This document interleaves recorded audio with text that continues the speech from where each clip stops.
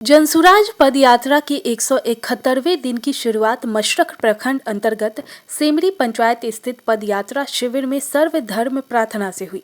उसके बाद प्रशांत किशोर ने पत्रकारों के साथ संवाद किया। पत्रकार वार्ता के दौरान उन्होंने अपने पदयात्रा का अनुभव साझा किया।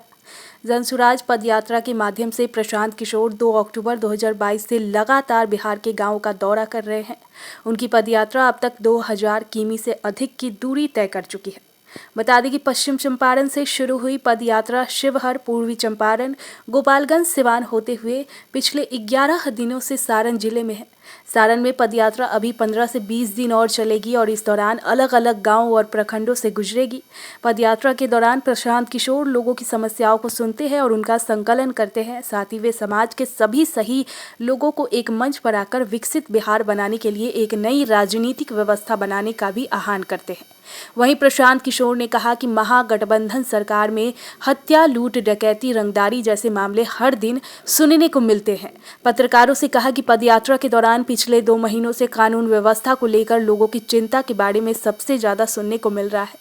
जब चंपारण से पदयात्रा शुरू हुई थी तब 1-2 लोग कहते थे कि महागठबंधन के सत्ता में आने के बाद कानून व्यवस्था बिगड़ सकती है, लेकिन पिछले 2-2.5 महीनों से जब से पदयात्रा सिवान पहुंची उसके बाद से ये लगातार सुन रहा हूं। छपरा में तो हर गांव में लोग इस बात को बता रहे हैं और बिगड़ती हुई कानून व्यवस्था के बारे में बात कर रहे हैं। लोग बता रहे हैं कि महागठबंधन सरकार में हत्या, लूट, डकैती, रंगदारी जैसे मामले बढ़ गए हैं। ये डर अब जमीन पर दिखना शुरू हो गया है। अगले 10 सालों में देश के अग्रणी राज्यों में शामिल होगा बिहार। प्रशांत किशोर ने कहा कि जनसुराज के माध्यम से बना रहे हैं योजना।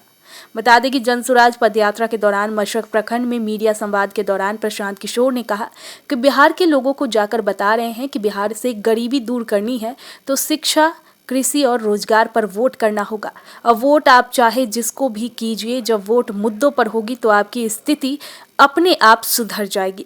मुद्दों पर वोट करने के लिए लोगों के पास विकल्प नहीं है। इस परेशानी के लिए जनसुराज एक ऐसी व्यवस्था बनाने की कोशिश कर रहा है जिसमें समाज की मदद से विकल्प बनाया जाए। ऐसे लोगों को खोज कर निकाला जाए जो लोगों को लगे कि ये सही विकल्प हो सकता है।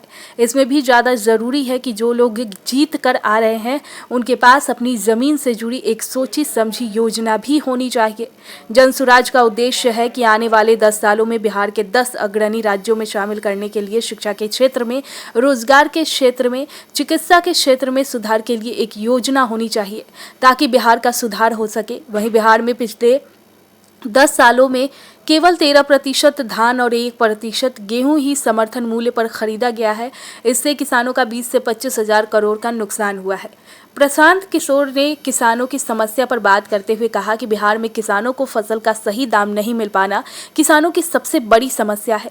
किसानों से बात करने पर 90% लोगों ने कहा कि उन्होंने धान को 1200 से 1500 प्रति क्विंटल की दर से बेचा है, जबकि धान का सरकारी समर्थन मूल्य 2050 रुपये है।